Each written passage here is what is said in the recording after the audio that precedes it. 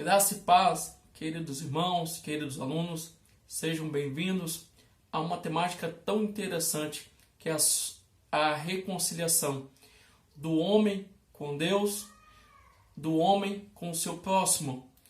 A cruz de Cristo foi o caminho pela qual Jesus, Deus, usou para promover a paz com todos nós, para promover a reconciliação com todos os homens. Nesta lição de número 7 da editora da Casa Publicadora das Assembleias de Deus, abordaremos e pensaremos sobre a inimizade que existia entre Deus e os homens. Como que era essa inimizade? A razão desta inimizade? O que aconteceu para que essa inimizade fosse rompida e como que Deus providenciou todas essas coisas? No segundo tópico abordaremos que pela paz Cristo fez um novo homem. Também evidenciar que pela cruz fomos reconciliados com Deus. Então esta será a nossa caminhada nesta videoaula, pensando sobre a reconciliação. Sabemos que o homem tinha toda a comunhão com Deus. Você há de se lembrar, pensando no livro do Gênesis, que o homem lá no Jardim do Éden, tinha aquela comunhão com Deus, diariamente havia aquele diálogo, não havia qualquer barreira espiritual de comunhão entre o homem e Deus. Mas havia uma ordenança que não era para comer do fruto proibido, mas pela desobediência do homem a Deus, o pecado entrou no mundo e o pecado causou separação entre o homem e Deus. O profeta Isaías, em seu livro, ele deixa bem claro, capítulo 59, versículo 1 e 2, que as mãos do Senhor não estão encolhidas para que não possa salvar, nem os seus ouvidos agravados para que não possa ouvir, mas os nossos pecados fazem separação entre nós e Deus. Talvez você poderia dizer, professor, há alguma outra coisa que nos faz separação entre nós e Deus? De repente a morte, a enfermidade, a dificuldade.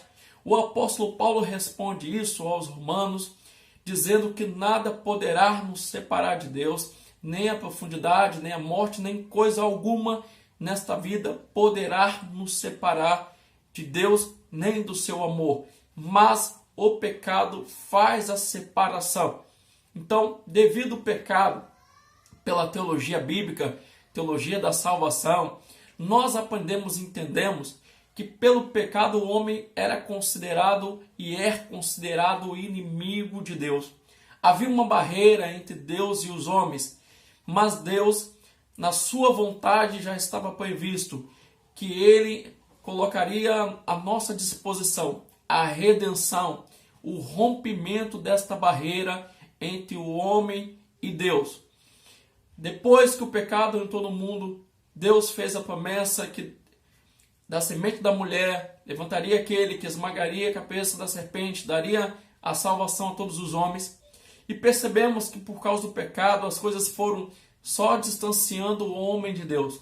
Não é em vão que um certo teólogo falou assim: Senhor, tudo aquilo que me afasta do Senhor, afasta-me dessas coisas, pois eu prefiro estar mais perto do Senhor.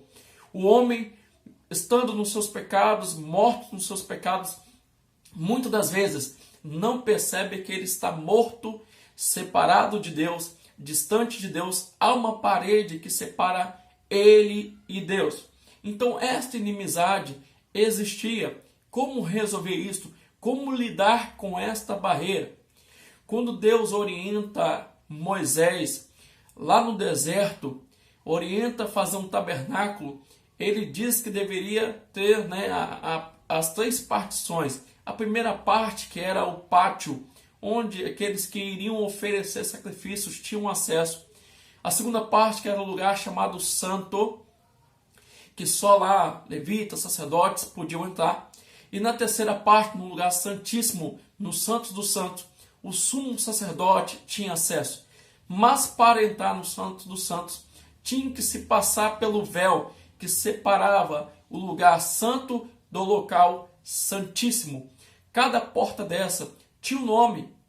João 14,6, quando Jesus diz: eu sou o caminho, a verdade e a vida, para o bom judeu, ele estava de certa forma apontando para o tabernáculo, que cada porta ou cada entrada do tabernáculo tinha um nome. O primeiro nome da primeira porta era caminho, a segunda porta, o segundo nome era a verdade, e a terceira porta chamada de vida, que dava lugar e acesso ao Santo dos Santos.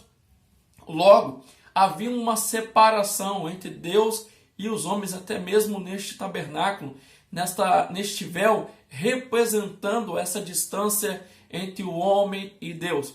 Logo, quando o homem queria se aproximar-se de Deus, ele precisava muitas das vezes, no Antigo Testamento, oferecer sacrifícios para estar santificado, para restabelecer esta comunhão com Deus. Mas todos os sacrifícios e muitas coisas que aconteceram no Antigo Testamento apontava para Cristo, para a obra que ele faria. Porque Deus deseja ter comunhão conosco. Deus deseja viver em harmonia, em paz conosco. Os homens buscam paz. Mas será que sem encontrar a paz verdadeira entre Deus e os homens, entre os homens e Deus, haverá paz na alma de alguém? Aprendemos que havia então esta parede de separação. Nós éramos inimigos e irreconciliáveis, mesmo estando mortos em nossos pecados. Deus, pelo seu infinito amor, amor aqui chamado de amor ágape, do grego, que quer dizer um amor incondicional, mesmo sem merecermos, mesmo estando ainda sem condições alguma de merecermos este amor, ele, Jesus, se dispõe a vir a se encarnar, não tendo por usurpação ser igual a Deus, igual Paulo fala aos Filipenses capítulo 2, e ele se encarna. Então ele celebra com os discípulos a última Páscoa, já apontando para si também que o seu corpo seria rasgado para que pudéssemos ter vida em abundância, vida eterna. Então o homem estava distante de Deus, sem paz com Deus. Além da distância com Deus, percebemos que havia divisão entre os homens, várias barreiras. Não é em vão que dizemos que Jesus não rompe só a barreira espiritual, pois nesta lição podemos aprender que existiam diversas barreiras, desde a espiritual até as humanas, sejam elas sociais, sejam elas econômicas, culturais, religiosas. Mas a barreira que o texto vai pontuar é a barreira, é a separação que havia entre o judeu e o gentio. O judeu, em nome das cerimônias, ordens religiosas, cerimoniais, até mesmo pelas questões morais, civis, se colocava distante do gentio. Não é à toa que comentamos, não é em vão que comentamos na lição passada, que quando o judeu tinha contato com o gentio, ele buscava fazer a purificação após o contato, porque considerava o gentio muito imundo. Mas quando Jesus vem, e aqui na obra terrena que ele desenvolve, ele se assenta com os gentios, come com os gentios, e os judeus que se consideravam muito santos, perfeitos, criticaram Jesus dizendo: ele come com pecadores. Mas Jesus responde: quem necessita de médico? São os sãos ou são os doentes? Então Jesus não vem só para os judeus que se consideravam puros, ele também vem para os gentios. Ou logo, a salvação de Deus, desde a eternidade, sempre foi pensando em todos os homens, independente se eram judeus, se eram gentios. Então Jesus ele vem rompendo com as barreiras, mostrando que a mulher poderia ter o seu lugar na sociedade, lugar de respeito, o escravo, a criança, rompendo com as barreiras.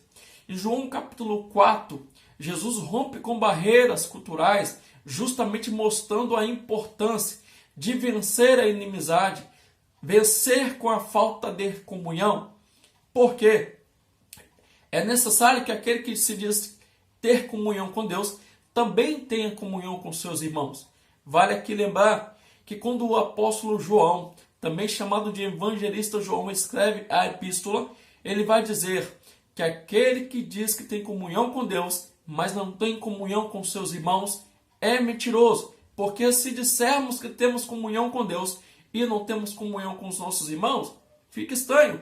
Porque como podemos ter comunhão com Deus que não vemos e não temos comunhão com os nossos irmãos que vemos, que temos contato? Logo, a obra de Jesus era para romper não só as barreiras de quesito espiritual, mas também sociais, culturais, religiosas e diversas barreiras. Jesus, então, ele se entrega conforme estava previsto, conforme era a sua vontade, e ele é levado para fora de Jerusalém, para o lugar chamado Gólgota, em aramaico, ou lugar chamado Caveira. E lá, então, ele é crucificado. Quando Jesus ele é crucificado, ou se coloca, se dispõe a ser crucificado por nós, vai se cumprir nesta cena, neste ato, o texto que diz que ele se fez maldito por nós. Ele se fez maldito para que nele fôssemos abençoados. Deixa eu te explicar uma coisa. Quando Paulo escreve aos Coríntios, ele vai dizer que o que Jesus fez é loucura para os gregos e escândalo para os judeus. Por que loucura para os gregos? Os gregos não imaginariam ou não concordavam com a ideia que alguém sendo Deus pudesse se tornar humano. Até porque é normal ou era comum se pensar que o humano queria ser Deus, mas não que Deus se torne humano, ainda mais para morrer, ainda mais para estar numa posição tão vulnerável. Então seria loucura. Para o judeu, morrer em morte de cruz, como Jesus morreu, e morte que era considerada maldição, era escândalo para os judeus. Onde pode alguém tão santo, correto, morrer crucificado? Já que a cruz era para malfeitores, pessoas que cometeram altos crimes. Então o texto a esse grupo, que ele se faz maldito por nós, o que é escândalo para os judeus é poder de Deus para nós. Jesus então, ele é transpassado, ele é morto em nosso lugar. Lá na cruz, o que parecia, o que poderia ser na visão de alguns uma derrota, na verdade, queridos, foi e é uma grande vitória para nós.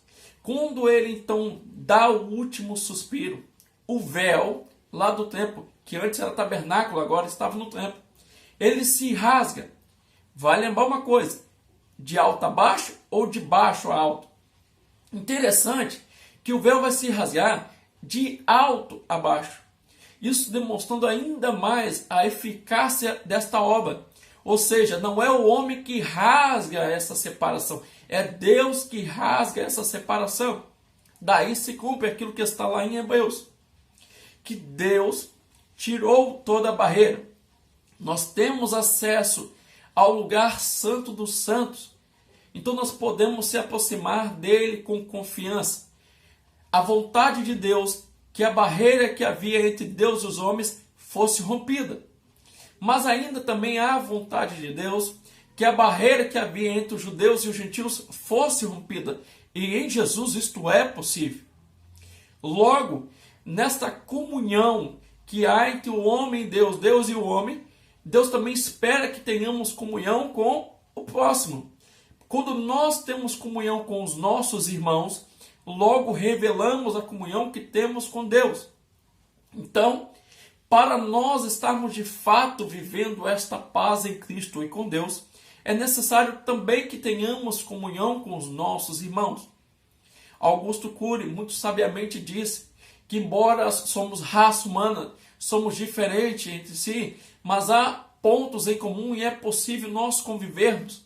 Quando nós respeitarmos uns aos outros com as suas diferenças e aceitarmos cada um principalmente por suas qualidades e suas limitações. Logo, Paulo chega a dizer também, suportar uns aos outros, conviver, né, não é aceitar o que é errado, mas suportar os fracos, né, ter tolerância, saber, né, lidar com o irmão com amor.